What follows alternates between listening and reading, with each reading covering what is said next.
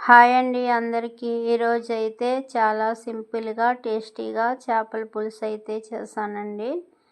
ఇదైతే చేపల పులుసు రాలేని వాళ్ళు కూడా చాలా ఈజీగా చేయొచ్చు. ఈ విధంగా చేస్తే చాలా బాగా కుదురుతుందండి. మీరు కూడా ఇలా ట్రై చేయండి. ఈ ఈ గ్రేవీ అయితే చాలా చిక్కగా వచ్చిందండి. చూడండి, ఈ చేపలో అయితే చెరువు చేప అండి, సేలావత్ అంటారు. ఎలా చేసుకోవాలో చూసేద్దాం. మిక్సీ జార్ తీసుకుని గసగసాలు, జీలకర్ర, లాంగమగ్గులు, వెల్లుల్లి, ధనియాలు వేసుకుని పేస్ట్ చేసుకోవాలి. ఇలా మిక్సీ పట్టుకున్న దాంట్లో ఒక 3 ఉల్లిపాయలు కట్ చేసుకుని వేసుకుని మిక్సీ పట్టుకోవాలి. ముందుగా పాన్ పెట్టుకుని ఆయిల్ వేసుకోవాలి. ఆయిల్ కాస్త హీట్ అయిన తర్వాత ఈ మిక్సీ పట్టుకున్న మిశ్రమాన్ని వేసుకుని దాంట్లో కొద్దిగా కరివేపాకు, ఒక 4 పచ్చిమిర్చి కట్ చేసుకుని వేసుకోవాలి.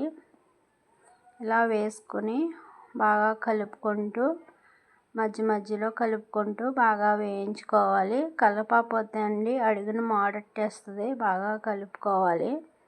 ఈ చేపల పులుసు అయితే మా అబ్బాయికి చాలా ఇష్టం అండి. చాలా ఇష్టంగా తింటాడు. మీరు కూడా ఇలా ట్రై చేయండి. ఈ ఉల్లిపాయ అయితే మిక్సీ పట్టుకుంటే అండి గ్రేవీ అయితే చిక్కగా వస్తుంది. కడిగి పెట్టుకున్న చేప ముక్కల్లో తగినంత సాల్ట్, తగినంత కారం, పసుపు వేసుకొని ఒకసారి బాగా కలుపుకొని పక్కన పెట్టుకోవాలి. ఒక 2 నిమ్మకాయల సైజు అంత చింతపండు తీసుకుని ఒక 10 నిమిషాలు నానిన తర్వాత ఇలాగా పులుసు సరిపడగా ఇలా పులుసు తీసుకోవాలండి. ఈ గ్రేవీ ఇలా వేగిన తర్వాత చేప ముక్కలు వేసుకోవాలి. చేప ముక్కలు వేసుకొని ఈ పులుసు సరిపడగా పులుసు తీసుకుని వేసుకోవాలండి. మా వీడియో నచ్చినట్టయితే మా ఛానల్ని సపోర్ట్ చేయండి ఫ్రెండ్స్. మా ఛానల్ని సబ్స్క్రైబ్ చేసుకోండి. ఈ పులుసుకు సరిపడగా పులుసు వేసుకుని దాంట్లో ఒక టమాటా, 2 వంకాయలు, ఒక 4 బెండకాయలు కట్ చేసుకుని వేసుకున్నానండి. ఇలా వంకాయ, బెండకాయ, టమాటా వేసుకుంటే పులుసు అయితే టేస్టీగా వస్తుందండి. మీరు కూడా ఎలా వేస్తారేమో నాకు కామెంట్ చేయండి.